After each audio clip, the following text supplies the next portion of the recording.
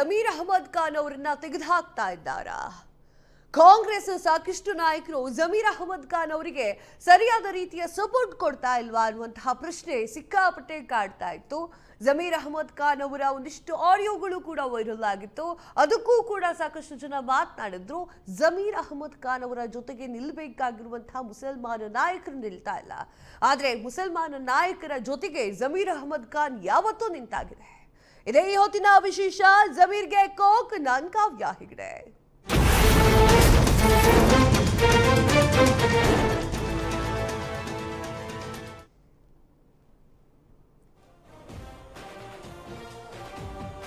ಕಾಂಗ್ರೆಸ್ನಿಂದ ಮುಸ್ಲಿಂ ನಾಯಕರ ಜಮೀರ್ಗೆ gate pass. ಮಾಜಿ ಸಚಿವ ಜಮೀರ್ಗೆ ಅನ್ಯಾಯ ಮಾಡಿದ್ಯಾ ಕಾಂಗ್ರೆಸ್?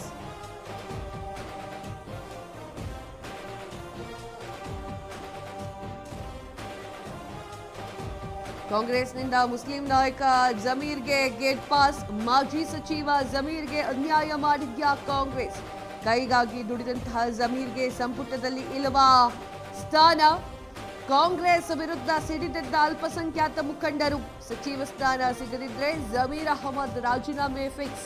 ಹೊಸ ಪಕ್ಷ ಕಟ್ಟುವಂತೆ ಜಮೀರ್ಗೆ ಮುಸ್ಲಿಂ ಮುಖಂಡರ ಮನವಿ. ಜಮೀರ್ಗೆ ಸಚಿವ ಸ್ಥಾನ ಕೊಡದಿದ್ರೆ ರಾಜೀನಾಮೆಯನ್ನ ಕೊಡ್ತೀವಿ, ಹೊಸ ಪಕ್ಷವನ್ನ ಕಟ್ಟಿ ನಾವು ನಿಮ್ಮ ಜೊತೆಗೆ ನಿಲ್ತೇವೆ ಅಂತ ಹೇಳಿ ಅಭಯ.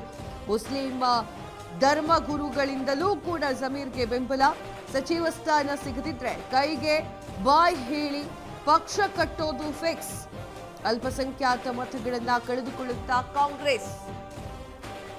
ಎಸ್ ವೀಕ್ಷಕರೇ, ಜಮೀರ್ ಅಹಮದ್ ಖಾನ್ ಅವರಿಗೆ ಅನ್ಯಾಯವಾಗಿದೆ. ಜಮೀರ್ ಅಹಮದ್ ಖಾನ್ ಅವರು ಮುಸಲ್ಮಾನ ಬಾಂಧವರ ಜೊತೆಗೆ ನಿಂತ್ಕೊಂಡಿದ್ರು. ನಿಮ್ಗೆ ಗೊತ್ತಿದೆ ಆಲ್ರೆಡಿ ಬಾಗಲಕೋಟೆ ಬೈ ಎಲೆಕ್ಷನ್ ನಲ್ಲಿ ಅವ್ರು ಎಷ್ಟು ಹಠ ಮಾಡಿದ್ರು ಅಂತ ಹೇಳಿ.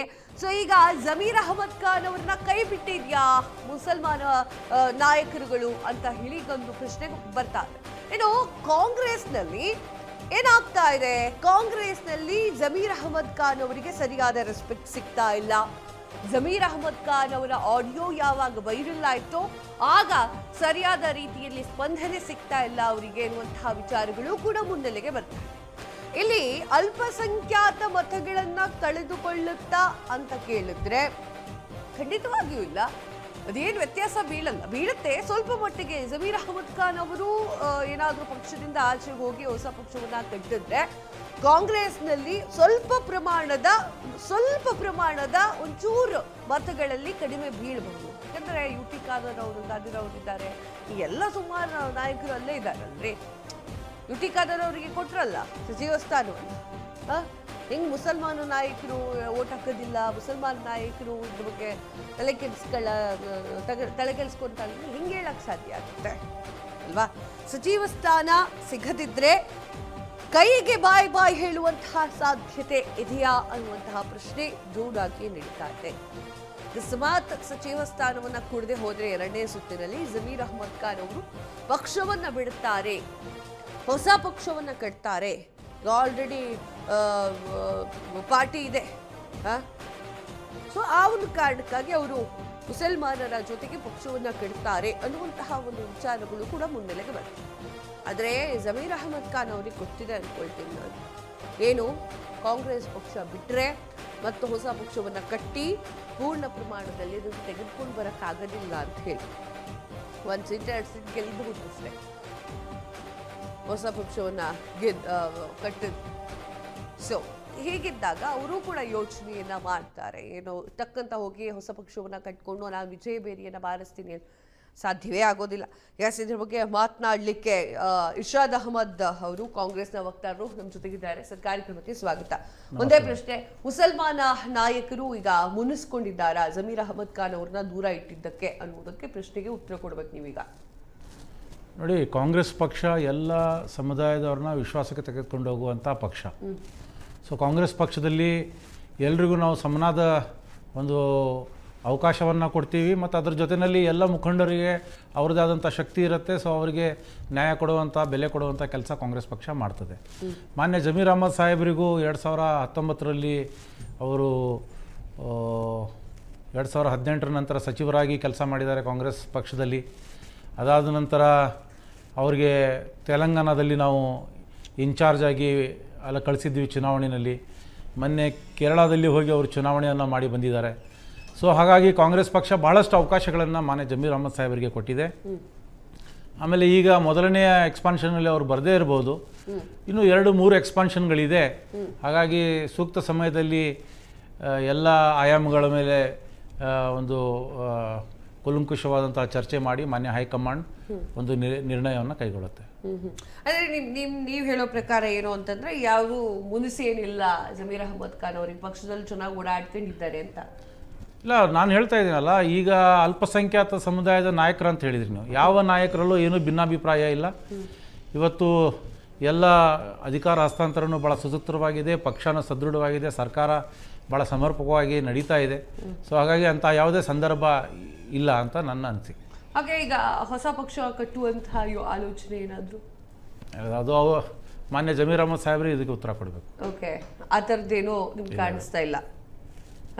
ಪಕ್ಷದಲ್ಲಿ ಆ ರೀತಿಯಾಗಿರುವಂತಹದ್ದು ಏನು ಚರ್ಚೆ ಇಲ್ಲ ಅಂದ್ರೆ ಜಮೀರ್ ಅಹ್ಮದ್ ಖಾನ್ ಅವರಿಗೆ ಸಚಿವ ಸ್ಥಾನ ಕೊಡದೆ ಹೋದ್ರು ಹ್ಯಾಪಿ ಆಗಿರ್ತಾರೆ ನಿಮ್ಮ ಪ್ರಕಾರ? ಅಲ್ಲ, ಮಾನ್ಯ ಜಮೀರ್ ಅಹ್ಮದ್ ಸಾಹೇಬರು ನಮ್ಮ ಪಕ್ಷದಲ್ಲಿ ಅವರಿಗೆ ಬಹಳಷ್ಟು ಅವಕಾಶಗಳನ್ನು ಕೊಟ್ಟಿದ್ದೀವಿ. ಅವ್ರಿಗೆ ಆದಂಥ ಸಾಮರ್ಥ್ಯ ಇದೆ, ಅವ್ರದ್ದೇ ಆದಂಥ ಶಕ್ತಿ ಇದೆ.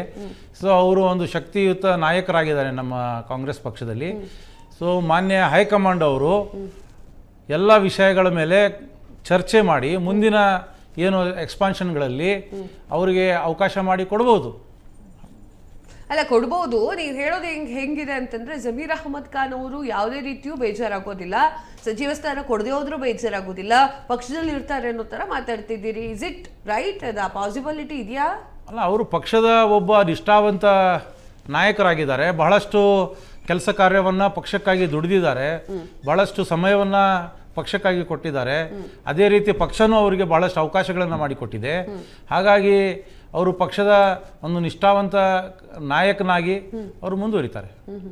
ಯುಟಿ ಖಾದರ್ ಅವ್ರು ಏನಿದ್ರಲ್ಲ, ಅವರ ಸ್ಥಾನದಲ್ಲಿ ಜಮೀರ್ ಅಹ್ಮದ್ ಖಾನ್ ಅವರು ಇರಬೇಕಿತ್ತು ಅನ್ನುವಂಥದ್ದೇನೋ ಇತ್ತು.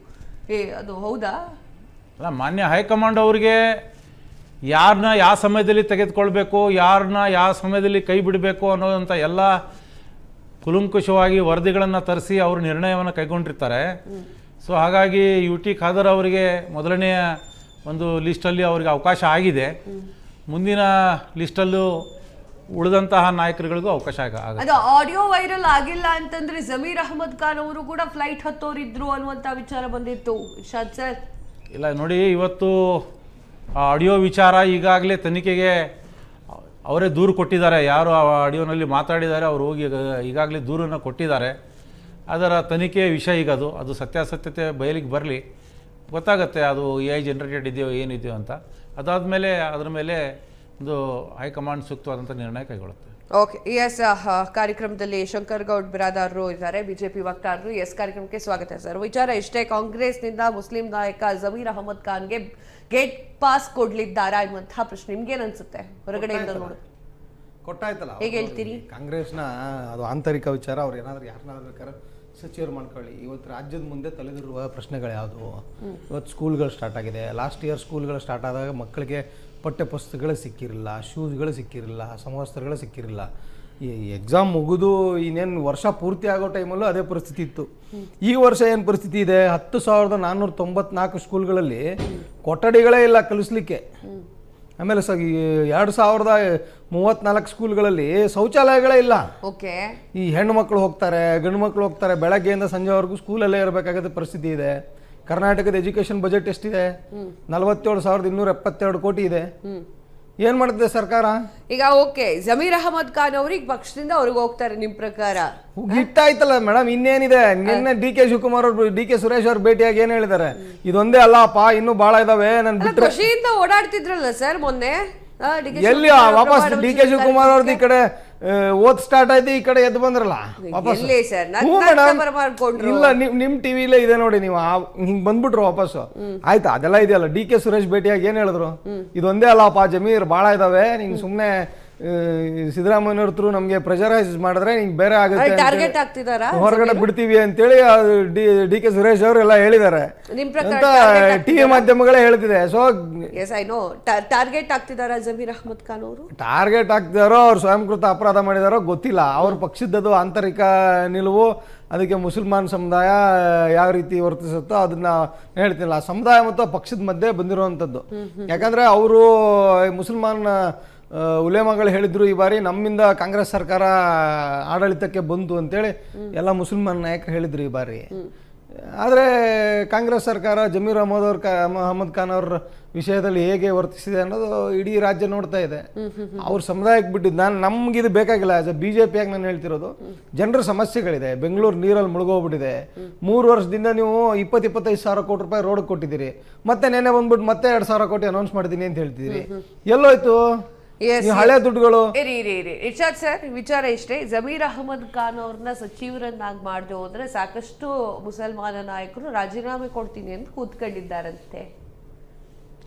ನೋಡಿ, ನಾನು ಈಗಾಗಲೇ ಹೇಳಿದೆ, ಕಾಂಗ್ರೆಸ್ ಪಕ್ಷದಲ್ಲಿ ಯಾವುದೇ ಭಿನ್ನಾಭಿಪ್ರಾಯ ಇಲ್ಲ, ಗುಂಪುಗಾರಿಕೆ ಇಲ್ಲ, ಭಿನ್ನಾಭಿಪ್ರಾಯ ಇಲ್ಲ ಅಂತಂದ್ರೆ ಮತ್ತೆ ಯಾಕೆ ತೋರಿಸ್ಕೊಳ್ತಾರೆ? ನಾನು ಆ ವಿಡಿಯೋಗಳನ್ನ ನೋಡಿದ್ದೀನಿ. ಜಮೀರ್ ಅಹಮದ್ ಖಾನ್ ಅವರು ತುಂಬಾ ಹೊತ್ತಿಲ್ಲ ನಿನ್ನೆ. ಮೇಡಮ್ ನೋಡಿ, ಆಯ್ತು ಗುಂಪುಗಾರಿಕೆ ಇಲ್ವಲ್ಲಪ್ಪ. ಮಲ್ಲಿಕಾರ್ಜುನ್ ಅವ್ರು ಏನು ಹೇಳಿದ್ರು ನಿನ್ನೆ? ಇದಷ್ಟೇ ಅಲ್ಲ, ಇವ್ರು ಏನೇನು ಅಕ್ರಮಗಳು ಮಾಡಿದ್ದಾರೆ ಅಂತ ಎಲ್ಲ ಗೊತ್ತಿದೆ ನಮ್ಗೆ, ಬರುವಂತ ದಿನಗಳಲ್ಲಿ ಎಲ್ಲ ಹೊರಗಡೆ ಬರುತ್ತೆ ಅಂತ ಹೇಳಿದ್ರು. ಇದೇನ್ ಅರ್ಥ ಆಯ್ತು ಇದ್ರರ್ಥ? ಅಂದ್ರೆ ಭ್ರಷ್ಟಾಚಾರ ಮಾಡಿದಾರೆ ಜಮೀರ್ ಅಹಮದ್ ಖಾನ್ ಅವರು ಅಂತ ಅರ್ಥ ಅಲ್ವಾ? ಅಲ್ಲ, ಭ್ರಷ್ಟಾಚಾರ ನೀವು ಮಾಡಿರುವಂತದ್ದು, ನೀವು ಮಾಡಿದ ಭ್ರಷ್ಟಾಚಾರದ ಮೇಲೆ ಇವತ್ತು ನಾವು ಜನರ ಮುಂದೆ ಹೋಗಿ ಭ್ರಷ್ಟಾಚಾರವನ್ನ ಎಳೆಯಾಗೆಲ್ಲ ಎಳೆದು ತಂದಿದ್ದಕ್ಕಾಗಿನೇ ನಮ್ಗೆ ಇವತ್ತು ಮನ್ನಣೆ ಕೊಟ್ಟು ಕೊಟ್ಟಿದ್ದಾರೆ. ಇವತ್ತು ಆಯ್ತು, ಈಗ ಹಗರಣಗಳು ಆಗಿದೆಯಲ್ವಾ, ಈಗ ಹಗರಣಗಳು ಆಗಿದೆ, ಅದರ ತನಿಖೆಗೆ ಒಳಪಡಿಸ್ತಾ ಇದೀವಿ, ಬಹಳಷ್ಟು ಒಳಪಡಿಸಿದೀವಿ. ಸತ್ಯಾಸತ್ಯತೆ ಬಯಲಿಗೆ ಬರುತ್ತೆ, ಸ್ವಲ್ಪ ಕಾದು ನೋಡಿ. ಅರ್ಥ ಆಯ್ತಲ್ಲ? ಈಗ ಉಪ್ಪು ತಿಂದಿದ್ದೀರಿ, ನೀರು ಕುಡಿತೀರಲ್ವಾ? ಕುಡಿಲೇಬೇಕಲ್ವಾ? ಅದು ಸ್ವಾಭಾವಿಕ ತಾನೆ. ಭ್ರಷ್ಟಾಚಾರ ಮಾಡಿದ್ರಲ್ವಾ? ಭ್ರಷ್ಟಾಚಾರ ಈಗ ಅದೇನ್ ತನಿಖೆನಲ್ಲಿ ಏನ್ ಸತ್ಯಾಸತ್ಯತೆ ಬರುತ್ತೆ ಅದ್ರ ಪ್ರಕಾರ ಅವ್ರ ಮೇಲೆ ಎಲ್ಲ ಕ್ರಮ ಆಗತ್ತೆ. ಅದಕ್ಕಾಗಿ ರೆಡಿ ಆಗ್ಲಿ ಅಂತ ಹೇಳ್ತಾ ಇರೋದು ನಾನು. ಓಕೆ, ನನ್ನ ಒಂದು ಪ್ರಶ್ನೆ ಇದೆ ಇರ್ಷಾದ್ ಅವರಿಗೆ. ಸಚಿವ ಸ್ಥಾನ ಸಿಗದೆ ಹೋದ್ರೆ ಅವರು ಪಕ್ಷವನ್ನ ತ್ಯಜಿಸುವಂತಹ ವಿಚಾರಗಳು ಕೇಳಿ ಬರ್ತಿದೆ, ಹೌದಾ? ನೋಡಿ, ಅದೇ ಹೇಳಿದೆ ನಾನು, ನಮ್ಮ ಪಕ್ಷದಲ್ಲಿ ಎಲ್ಲವೂ ಸುಸೂತ್ರವಾಗಿ ಸದೃಢವಾಗಿ ಇದೆ. ಪಕ್ಷ, ನಮ್ಮ ಹೈಕಮಾಂಡು ಎಲ್ಲ ಆಯಾಮಗಳ ಮೇಲೆ ಚರ್ಚೆ ಮಾಡಿ ಇವತ್ತು ಮೊದಲನೆಯ ಪಟ್ಟಿಯನ್ನ ಬಿಡುಗಡೆ ಮಾಡಿದೆ. ಇನ್ನು 2-3 ಪಟ್ಟಿಗಳು ಬರುವಂತಿದೆ. ಮೊದಲ ಪಟ್ಟಿಗೆ ಇವ್ರು ಸೇರ್ಕೊಳ್ತಿದ್ರು ಅನ್ನುವಂತ ವಿಚಾರ ಇತ್ತು. ನಾನು ಅದೇ ಹೇಳಿದ್ನಲ್ಲ, ಅದು ಈಗ ನೋಡಿ, ಈಗ ಅದು ಆಡಿಯೋ ವಿಚಾರದ ಬಗ್ಗೆ ಅದು ತನಿಖೆಯ ವಿಷಯ. ಈಗಾಗಲೇ ಅವ್ರು ಹೇಳಿದ್ದಾರೆ AI ಜನರೇಟೆಡ್ ಇದೆ ಅಂತ. ಸೊ ಅದನ್ನ ದೂರು ಕೊಟ್ಟಿದ್ದಾರೆ. ಅದು ತನಿಖೆ ಆಗತ್ತೆ. ತನಿಖೆ ಆದ್ಮೇಲೆ ಅದರ ಸತ್ಯಾಸತ್ಯತೆ ಬಯಲಿಗೆ ಬರುತ್ತೆ. ಮುಂದೆ ಗೊತ್ತಾಗತ್ತೆ ನಮ್ಗೆ ಏನಿದೆ ಏನಿಲ್ಲ ಅಂತ ಹೇಳಿ. ಅರ್ಥ ಇದೆಯಲ್ಲ? ಅದಕ್ಕೆ ಇದಕ್ಕೆ ಸಂಬಂಧ ಇಲ್ಲ. ಅವರು ಮುಂದಿನ ದಿನಗಳಲ್ಲಿ ಅವ್ರಿಗೆ ಅವಕಾಶ ಆಗ್ಬಹುದು. ಇನ್ನು 2-3 ಸಂಪುಟ ವಿಸ್ತರಣೆಗಳಿದೆ. ಅದರಲ್ಲಿ ಮುಂದಿನ ದಿನಗಳಲ್ಲಿ ಅವ್ರಿಗೆ ಅವಕಾಶ ಆಗ್ಬಹುದು. ಅಲ್ಲಿವರೆಗೆ ಕಾಯ್ಬೇಕು.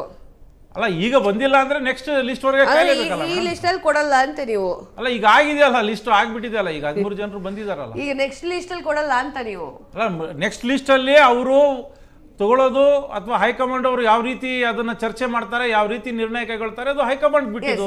ಹೈಕಮಾಂಡ್ ಅವರು ಸೂಕ್ತ ನಿರ್ಣಯವನ್ನು ಕೈಗೊಳ್ತಾರೆ. ಶಂಕರಗೌಡ್ರೆ, ನಾನು ಹೇಳ್ತಿಲ್ಲ ಮೇಡಮ್, ಆಡಿಯೋ ವಿಚಾರವಾಗಿ ಸಮರ್ಥ್ ಅವರು ಸ್ಟೇಟ್ಮೆಂಟ್ ಕೊಟ್ಟಿದ್ದಾರೆ. ಆಮೇಲೆ ಮಲ್ಲಿಕಾರ್ಜುನ್ ಅವರು ಸ್ಟೇಟ್ಮೆಂಟ್ ಕೊಟ್ಟಿದ್ದಾರೆ. ಸಮರ್ಥ್ ಅವ್ರು ಏನು ಹೇಳಿದ್ರು?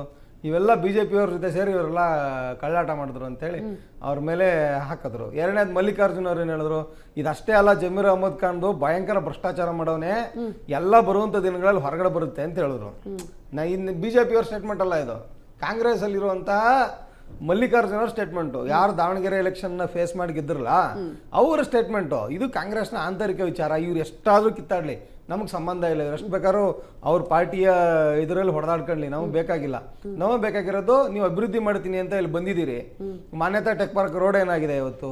ಬೆಂಗಳೂರಲ್ಲಿ ಗಾರ್ಬೇಜ್ ಸಮಸ್ಯೆಗಳು ಎದ್ದು ನಿಂತ್ಕೊಂಡಿದೆ. ಕರ್ನಾಟಕದಲ್ಲಿ ಡಿ ಕೆ ಶಿವಕುಮಾರ್ ಅವರು ಇವಾಗ ಜಸ್ಟ್ ಬಂದಿದ್ದಾರೆ. ಅಲ್ಲ, ಯಾವ್ದು ಸರ್ಕಾರ ಇತ್ತಲ್ಲ, ಅವರು ಉಪಮುಖ್ಯಮಂತ್ರಿ ಇದ್ರಲ್ಲ. ಈಗ ಅವರೇ ಉಸ್ತುವಾರಿ ಮಂತ್ರಿ ಇದ್ರು ಬೆಂಗಳೂರ್ದು, ಅವರೇ ಉಪಮುಖ್ಯಮಂತ್ರಿ ಇದ್ರು. ಏನ್ ಡಿ ಕೆ ಶಿವಕುಮಾರ್ ಏನು ಇರ್ಲಿಲ್ಲ, ಸಡನ್ ಆಗಿ ಬಂದ್ ಮುಖ್ಯಮಂತ್ರಿಗಳಾದ್ರು ಅಂತಲ್ಲ. ಅವ್ರುಗಳಿದ್ರು ಪಾಲುದಾರಿಕೆಯಲ್ಲಿ ನಡೆದಲ್ಲ. ಬೆಂಗಳೂರಿನ ಉಸ್ತುವಾರಿ ಅವರೇ, ಬೆಂಗಳೂರಿನ DCM ಅವರೇ. ಈಗ ಅವ್ರ ಕಾರಣ ಆಗ್ತಾರಲ್ಲ ಇದಕ್ಕೆ, ಇವತ್ತಿನ ಪರಿಸ್ಥಿತಿಗೆ. ಇಶಾದ್ ಸರ್, ಏನಿಲ್ಲ ಹೇಳಿದ್ನಲ್ಲ, ಕಳೆದ ಏನು ಮಳೆ ಬಂತು ಅವಾಗ 5,500 ಕೋಟಿ ರೂಪಾಯಿ ನಾವು ಇಮಿಡಿಯೇಟ್ ಆಗಿ ರಿಲೀಸ್ ಮಾಡಿ ಇವತ್ತು ಯಾವ ರೀತಿ ಕೆಲಸ ಕಾರ್ಯ ಇವತ್ತು ಈಗ ಮಳೆ ಬಂದ ನೆಕ್ಸ್ಟ್ ಇವತ್ತಿನ ಡೇ ಫುಲ್ ಮಳೆ ಬಂದ್ರೆ 2 ತಾಸು ಮಳೆ ಬಂದ್ರೆ ಎಲ್ಲ ಓಕೆ, ಎಲ್ಲ ಕೂಲ್ ಆಗಿರ್ತಾರೆ. ಅದು ಇವತ್ತಿಂದ ಅಲ್ಲ, ಅದು ನೋಡಿ ಇವತ್ತು ಕಳೆದ ಸುಮಾರು ವರ್ಷಗಳಿಂದ ಯಾರ್ಯಾರು ಸರ್ಕಾರಗಳನ್ನು ನಡೆಸಿದ್ದಾರೆ ಅವರು ಎಲ್ಲರೂ ಅದರ ಜವಾಬ್ದಾರಿಯನ್ನು ತೆಗೆದುಕೊಳ್ಬೇಕಾಗ್ತದೆ. ಅದು ಇವತ್ತು ನಾವು ಅದನ್ನ ಸರಿಪಡಿಸುವಂತ ಕೆಲಸವನ್ನ ಮಾಡ್ತಾ ಇದ್ದೀವಿ. ಏನ್ ಮಾಡಿದ್ರಲ್ಲ ಮಾನ್ಯ ಬೊಮ್ಮಾಯಿ ಸರ್ಕಾರದಲ್ಲಿ ನಾವು ಟ್ರ್ಯಾಕ್ಟರ್ ಇಂದ ಬೋಟ್ ಇಂದ ಹೋಗಿರುವಂತದ್ದು ನೋಡಿದೀವಿ. ಅಲ್ಲಿ ಬೆಳಂದೂರು ಯಾವ ರೀತಿ ಹೋಯ್ತು, ಯಾವ ರೀತಿ ಮಾಡಿದ್ರು. 7,000 ಕೋಟಿ